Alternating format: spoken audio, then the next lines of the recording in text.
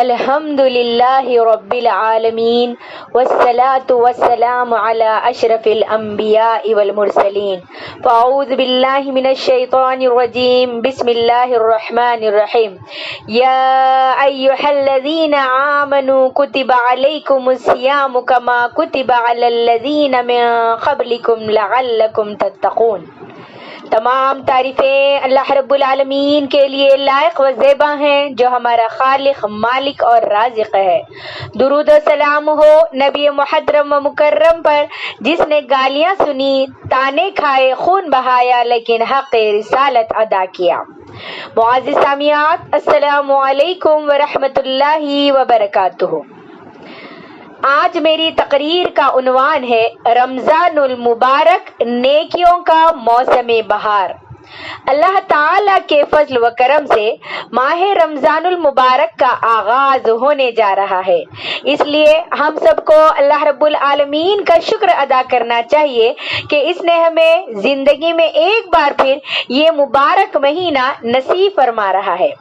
ایک ایسا مہینہ کہ جس میں اللہ تعالیٰ جنت کے دروازے کھول دیتا ہے، جہنم کے دروازے بند کر دیتا ہے اور شیطان کو جکڑ دیا جاتا ہے تاکہ وہ اللہ کے بندوں کو اس طرح گمراہ نہ کر سکے جس طرح عام دنوں میں کرتا ہے۔ ایسا مہینہ کہ جس میں اللہ تعالی سب سے زیادہ اپنے بندوں کو جہنم سے آزادی کا انعام عطا کرتا ہے، جس میں ایک خصوصی طور پر اللہ تعالی اپنے بندوں کی مغفرت کرتا ہے اور ان کی توبہ اور دعاؤں کو قبول فرماتا ہے۔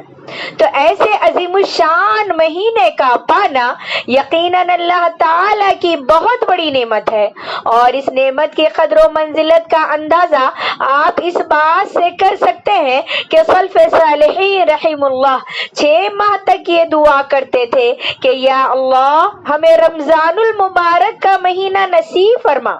پھر جب رمضان المبارک کا مہینہ گزر جاتا تو وہ اس بات کی دعا کرتے کہ اے اللہ ہم اس مہینے میں جو عبادتیں کی ہیں، جو نیکیاں کی ہیں، تو انہیں قبول فرما، کیونکہ وہ اس بات کو جانتے تھے کہ یہ مہینہ کس قدر اہم ہے۔ لہٰذا ہمیں بھی اس مہینے کو غنیمت سمجھتے ہوئے اس کی برکات سے بھرپور فائدہ اٹھانا چاہیے۔ حضرت طلحہ بن عبید اللہ رضی اللہ تعالیٰ عنہ بیان کرتے ہیں کہ 2 آدمی اللہ کے رسول صلی اللہ علیہ وسلم کی خدمت میں حاضر ہوئے اور دونوں نے بیک وقت اسلام قبول کیا۔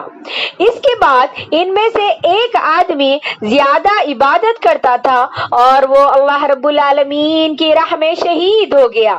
جبکہ دوسرا آدمی جو پہلے آدمی کی نسبت کم عبادت گزار تھا اس کی شہادت کے 1 سال بعد فوت ہوا۔ حضرت طلحہ بن عبید اللہ رضی اللہ تعالیٰ عنہ فرماتے ہیں کہ میں نے قوم میں دیکھا کہ یہ دوسرا آدمی شہادت پانے والے آدمی سے پہلے جنت میں داخل ہوا ہے۔ اور جب صبح ہوئی تو میں نے یہ خواب لوگوں کو سنایا جس پر انہوں نے تعجب کا اظہار کیا۔ چنانچہ ہم اللہ کے رسول صلی اللہ علیہ وسلم کے پاس تشریف لے گئے۔ آپ صلی اللہ علیہ وسلم نے ارشاد فرمایا، کیا یہ دوسرا آدمی پہلے آدمی کے بعد 1 سال تک زندہ نہیں رہا جس میں اس نے رمضان المبارک کا مہینہ پایا، اس کے روزے رکھے اور سال بھر اتنی نمازیں پڑھی، تو ان دونوں کے درمیان جنت میں اتنا فاصلہ ہے جتنا زمین و آسمان کے درمیان ہے۔ اس حدیث پر ذرا غور فرمائیں کہ 2 آدمی اکٹھے مسلمان ہوئے، ان میں سے ایک دوسرے کی نسبت زیادہ عبادت گزار تھا اور اسے شہادت کی موت نصیب ہوئی، جبکہ دوسرا آدمی پہلے آدمی کی نسبت کم عبادت کرتا تھا اور اس کی موت بھی عام موت تھی۔ لیکن کیا وجہ ہے کہ یہ جنت میں پہلے داخل ہوا؟ اس کی وجہ یہ تھی پیاری بہنوں کہ یہ پہلے آدمی کی شہادت کے بعد 1 سال تک زندہ رہا اور اس دوران اسے رمضان المبارک کا مہینہ نصیب ہوا جس میں اس نے روزے رکھے اور سال بھر نمازیں پڑھتا رہا تو روزوں اور نماز کی بدولت وہ شہادت پانے والے آدمی سے پہلے جنت میں چلا گیا۔ یہ اس بات کی دلیل ہے کہ رمضان المبارک کا پانا اور اس کے روزے رکھنا اللہ تعالی کی بہت بڑی نعمت ہے۔ اور آپ ذرا غور کریں کہ ہمارے کتنے رشتہ دار اور کتنے دوست احباب پچھلے سال رمضان المبارک میں ہمارے ساتھ تھے، ہمارے پاس تھے، ہمارے ساتھ موجود تھے، لیکن اس رمضان المبارک کے آنے سے پہلے وہ اس دنیا فانی سے رخصت ہو گئے اور انہیں یہ مبارک مہینہ نصیب نہ ہوا، جبکہ ہمیں اللہ رب العالمین نے زندگی دی اور تندرستی دی اور یہ مبارک مہینہ نصیب فرما کر ہمیں ایک بار پھر موقع دیا کہ ہم تمام گناہوں سے سچی توبہ کر لیں اور اپنے خالق و مالک اللہ رب العالمین کو راضی کر لیں۔ تو کیا یہ اللہ تعالی کی بہت بڑی نعمت نہیں ہے؟ اور یہ بھی ہو سکتا ہے کہ رمضان المبارک ہماری زندگی کا آخری رمضان ہو اور آئندہ رمضان کے آنے سے پہلے ہی ہم بھی اس جہان فانی سے رخصت ہو جائیں۔ تو ہمیں یہ موقع غنیمت تصور کر کے اس کی برکات کو سمیٹنے کی بھرپور کوشش کرنی چاہیے۔ یہی وجہ ہے کہ جب رمضان المبارک کا مہینہ شروع ہوتا تو اللہ کے رسول صلی اللہ علیہ وسلم صحابہ اکرام کو اس کے آنے کی بشارت سناتے اور انہیں مبارکباد دیتے، جیسا کہ حضرت ابو ہریرہ رضی اللہ تعالیٰ عنہ سے روایت ہے کہ اللہ کے رسول صلی اللہ علیہ وسلم نے ارشاد فرمایا کہ رمضان المبارک کی آمد کی بشارت میں تم کو سناتا ہوں۔ پھر فرمایا تمہارے پاس ماہ رمضان آ چکا جو کہ بابرکت مہینہ ہے، اللہ رب العالمین نے تم پر اس کے روزے فرض کیے ہیں، اس میں جنت کے دروازے کھول دیے جاتے ہیں اور جہنم کے پورے دروازے بند کر دیے جاتے ہیں اور اس میں سرکش شیاطین کو جکڑ دیا جاتا ہے اور اس میں اللہ کی ایک رات ایسی ہے جو 1000 مہینوں سے افضل ہے۔ جو شخص اس کی خیر سے محروم رہ جائے وہی دراصل محروم ہوتا ہے۔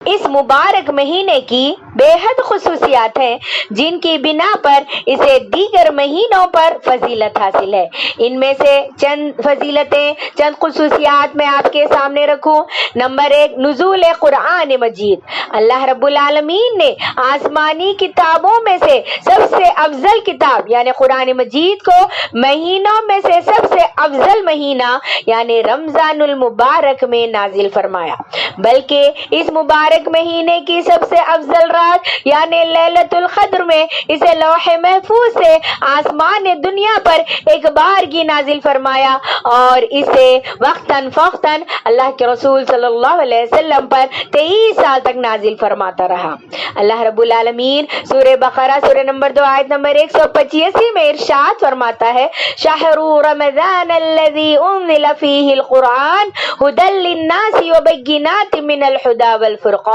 اور رمضان کا مہینہ ہے جس میں قرآن مجید نازل کیا گیا جو لوگوں کے لیے باعث ہدایت اور اس میں ہدایت کی اور حق و باطل کے درمیان فرق کرنے کی نشانیاں ہیں۔ پھر اللہ رب العالمین نے دوسری فضیلت یہ بتائی یعنی جہنم سے آزادی۔ اس مبارک مہینے کی دوسری خصوصیت ہے کہ اس میں اللہ العالمین اپنے بہت سارے بندوں کو جہنم سے آزادی نصیب کرتا ہے، جیسا کہ حضرت جابر رضی اللہ تعالیٰ عنہ روایت کرتے ہیں اللہ کے رسول صلی اللہ علیہ وسلم نے ارشاد فرمایا، بے شک اللہ تعالی ہر افطاری کے وقت بہت سے لوگوں کو جہنم سے آزاد کرتا ہے اور ایسا ہر رات وہ کرتا ہے۔ اور حضرت ابو سعید خدری رضی اللہ تعالیٰ عنہ سے روایت ہے کہ اللہ کے رسول صلی اللہ علیہ وسلم نے ارشاد فرمایا، بے شک اللہ سبحانہ و تعالی رمضان المبارک میں ہر دن اور ہر رات بہت سے لوگوں کو جہنم سے آزاد کرتا ہے اور ہر دن اور ہر رات ہر مسلمان کی ایک دعا قبول کی جاتی ہے۔